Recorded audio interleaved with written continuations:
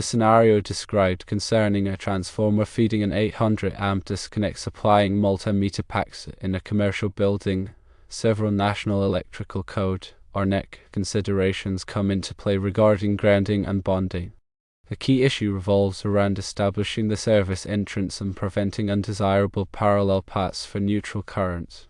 Because the 800 amp disconnect is designated as service equipment only and the meters are not part of the main service to the building, the NEC dictates that the grounding electrode system must be connected to the neutral conductor at the service entrance. In this particular installation, the transformer serves as the service entrance, not the 800 amp disconnect. Therefore, the grounding electrode system should be connected to the neutral at the transformer location. However, the situation as described indicates that there are grounded conductors and equipment grounding conductors running between the transformer and the 800 amp disconnect bonded together at both ends. An electrode is also connected at the transformer. Furthermore, the 800 amp disconnect is factory bonded to the enclosure.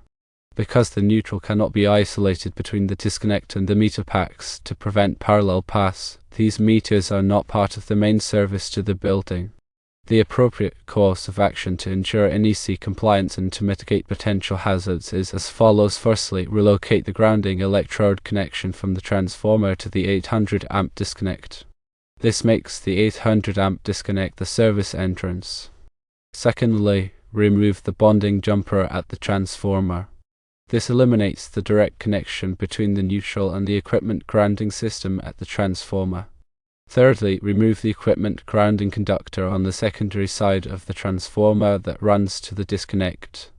This step is crucial to prevent parallel paths for neutral current.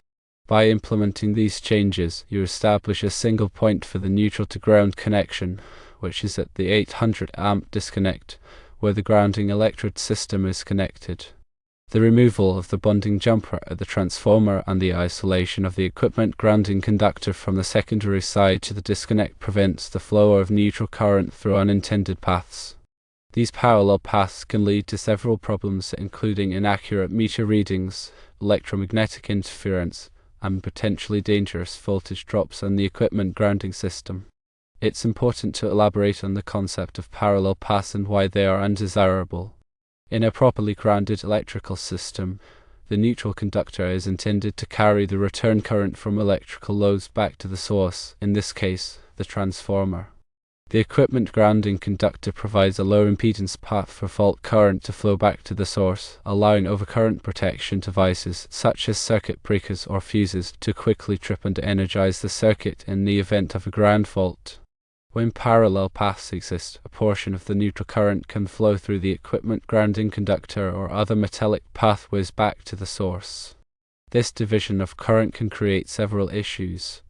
One issue is that it can cause the equipment grounding conductor to become energized, which can pose a shock hazard if someone comes into contact with it. Another issue is that it can interfere with the operation of sensitive electronic equipment due to electromagnetic interference. Furthermore, the presence of neutral current on the equipment grounding conductor can mask ground faults, making it more difficult to detect and clear them. This can prolong the duration of a fault and increase the risk of fire or other hazards. The NEC addresses the issue of parallel paths in several sections. These sections emphasize the importance of establishing a single point for the neutral to ground connection and avoiding multiple connections that can create parallel paths. By adhering to these requirements, electrical systems can be designed and installed to minimize the risk of parallel paths and ensure safe and reliable operation. In the specific scenario described, the NEC guidelines necessitate that the grounding electrode system be connected at the service entrance. Since the 800 amp disconnect is designated as service equipment, it effectively becomes the service entrance point. Therefore, the grounding electrode system, which typically consists of grounding electrodes such as ground rods, ground rings, or metal underground water pipes, must be connected to the neutral conductor at the 800 amp disconnect. The bonding jumper at the transformer, which connects the neutral conductor to the transformer enclosure and the equipment grounding system, must be removed. This prevents the neutral current from flowing through the transformer enclosure and back to the source via the equipment grounding system. Additionally, the equipment grounding conductor that runs between the transformer and the 800 amp disconnect must be removed or isolated. This prevents neutral current from flowing through the equipment grounding conductor and back to the source.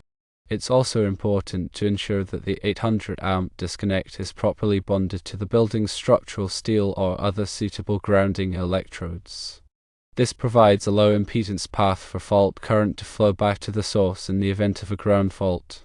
By following these steps, the electrical system will be in compliance with the NEC and the risk of parallel paths will be minimized.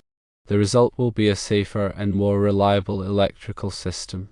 To summarize the steps to be taken: 1. Relocate the grounding electrode connection to the 800 amp disconnect. 2. Remove the bonding jumper at the transformer. 3. Remove the equipment grounding conductor between the transformer and the disconnect. In addition, it's crucial to verify that the overcurrent protection devices, such as circuit breakers or fuses, are properly sized and installed to protect the electrical system from overloads and short circuits. The overcurrent protection devices should be selected based on the ampacity of the conductors they are protecting and the interrupting rating of the equipment they are installed in. It is also important to conduct regular inspections and maintenance of the electrical system to ensure that all components are in good working order and that there are no signs of damage or deterioration. This includes checking for loose connections, damaged insulation, and corrosion. Any issues that are identified should be promptly addressed to prevent potential hazards. Furthermore, it's recommended to consult with a qualified electrical engineer or contractor to ensure that the electrical system is designed and installed in accordance with all applicable codes and standards. A qualified professional can provide guidance in the proper selection of equipment, the correct installation methods, and the necessary safety precautions. By taking these steps, the electrical system can be made safe, reliable, and compliant with all applicable regulations. It's essential to prioritize safety and to ensure that all electrical work is performed by qualified individuals who are familiar with the NEC and other relevant codes and standards. Moreover, consider the specific requirements outlined in the 2017 NEC, especially Article 250, which covers grounding and bonding. Particular attention should be paid to Section 250.24, which addresses grounding service supplied alternating current systems, and Section 250.30, which covers grounding separately derived alternating current systems. The requirements in these sections dictate how the grounding electrode system must be connected to the neutral conductor and the equipment grounding system depending on the configuration of the electrical system. Remember that the NEC is a comprehensive set of regulations that are constantly updated to reflect the latest safety standards and best practices. It's crucial to stay informed of any changes to the code and to ensure that all electrical work is performed in accordance with the most current edition of the NEC. In addition to the NEC, there may be other local codes and regulations that apply to electrical installations. It's important to check with the local authorities to determine what these requirements are and to ensure that all electrical work is in compliance with them. Another important consideration is the coordination of overcurrent protection devices. Overcurrent protection devices such as circuit breakers and fuses should be coordinated to ensure that the device closest to the fault will trip first, minimizing the impact on the rest of the electrical system. This can be achieved by selecting overcurrent protection devices with appropriate time current characteristics and by coordinating their settings. Proper coordination of overcurrent protection devices can improve the reliability of the electrical system and reduce the risk of nuisance tripping. In addition to grounding and bonding, surge protection is another important aspect of electrical system design. Surge protection devices, or SPDs, are designed to protect electrical equipment from voltage surges caused by lightning strikes, utility switching, or other events. SPDs should be installed at the service entrance and other critical locations throughout the electrical system to protect sensitive electronic equipment from damage. SPD should be selected based on the voltage and current requirements of the electrical system and should be installed in accordance with the manufacturer's instructions. Furthermore, it's important to consider the impact of harmonics on the electrical system. Harmonics are distortions of the sinusoidal waveform of the alternating current voltage and current. Harmonics can be caused by nonlinear loads, such as electronic ballast, variable frequency drives, and other electronic devices. Harmonics can cause a variety of problems, including overheating of transformers and conductors, increased energy losses, and interference with electronic equipment. To mitigate the effects of harmonics, harmonic filters can be installed to reduce the level of harmonic distortion in the electrical system. Harmonic filters should be selected based on the specific harmonic profile of the electrical system and should be installed in accordance with the manufacturer's instructions. Finally, it's important to emphasize the importance of electrical safety training for all personnel who work on or around electrical equipment. Electrical safety training should cover topics such as lockout/tagout procedures, personal protective equipment, and the hazards of electricity. Personnel should be trained to recognize and avoid electrical hazards and to follow safe work practices. Regular electrical safety training can help to prevent accidents and injuries and to ensure a safe working environment. The process of correcting the situation involves a systematic approach to ensure safety and compliance. Firstly, to energize the entire system before making any changes to the grounding and bonding connections. This step is crucial to prevent electrical shock and other hazards. Secondly, verify that the grounding electrode system at the 800 amp disconnect is properly installed and connected to the neutral conductor. The grounding electrode system should consist of one or more grounding electrodes, such as ground rods, ground rings, or metal and ground water pipes, that are connected to the neutral conductor with a grounding electrode conductor. Thirdly, remove the bonding jumper at the transformer. This jumper connects the neutral conductor to the transformer enclosure and the equipment grounding system. Removing this jumper will isolate the neutral conductor from the transformer enclosure and prevent neutral current from flowing through the equipment grounding system. Fourthly, remove the equipment grounding conductor that runs between the transformer and the 800 amp disconnect. This conductor provides a path for neutral current to flow between the transformer and the disconnect. Removing this conductor will prevent neutral current from flowing through this path. Fifthly, inspect the electrical system for any other potential parallel paths for neutral current. Look for any metallic pathways that could provide a path for neutral current to flow back to the source. If any such pathways are found, they should be removed or isolated. Sixthly, verify that all equipment is properly grounded. All electrical equipment should be grounded to provide a lower impedance path for fault current to flow back to the source. This can be achieved by connecting the equipment to the equipment grounding conductor. Seventhly, test the electrical system to ensure that it is functioning properly. Use a multimeter or other testing equipment to verify that the voltage and current levels are within acceptable limits. Also, test the grounding system to ensure that it is providing a low impedance path for fault current to flow back to the source. Eighthly, document all changes that have been made to the electrical system. Keep a record of all grounding and bonding connections as well as any other changes that have been made to the system. This documentation will be helpful for future maintenance and troubleshooting.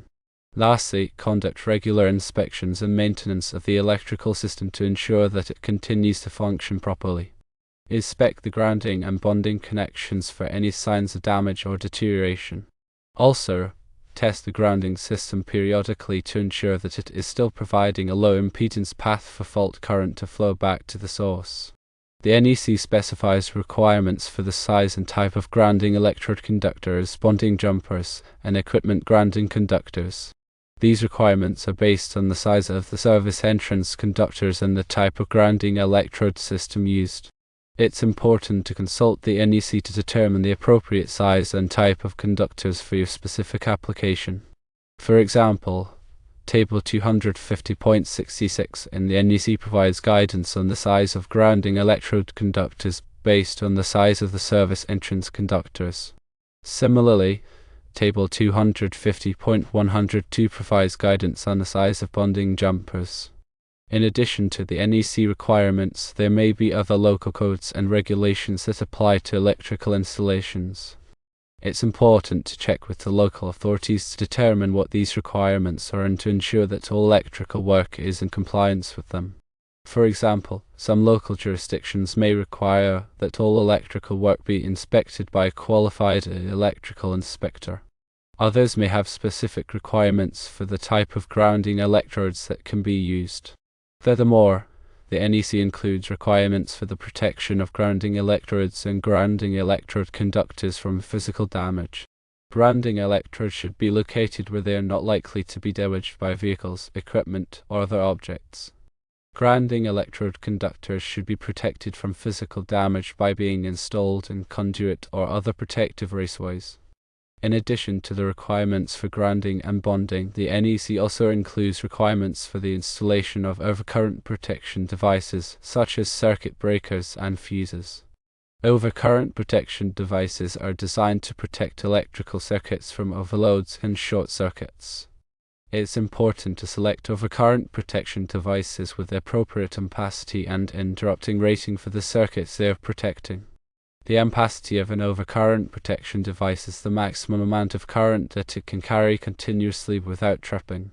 The interrupting rating of an overcurrent protection device is the maximum amount of fault current that it can safely interrupt.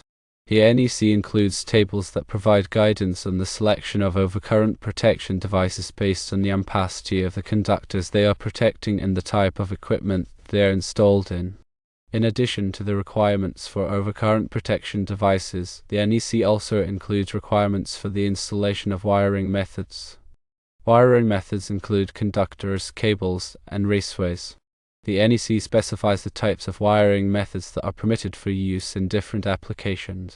It also includes requirements for the installation of wiring methods to ensure that they are properly supported, protected from physical damage, and installed in accordance with the manufacturer's instructions.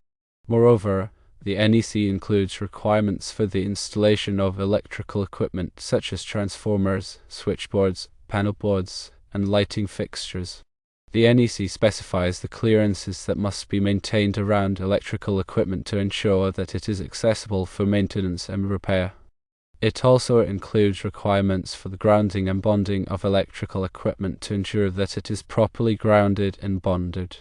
The NEC is a complex and comprehensive set of regulations that are designed to ensure the safety of electrical installations.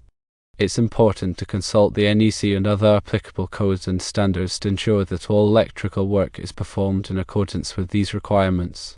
The task is not just about following the rules but understanding the reason for the rules.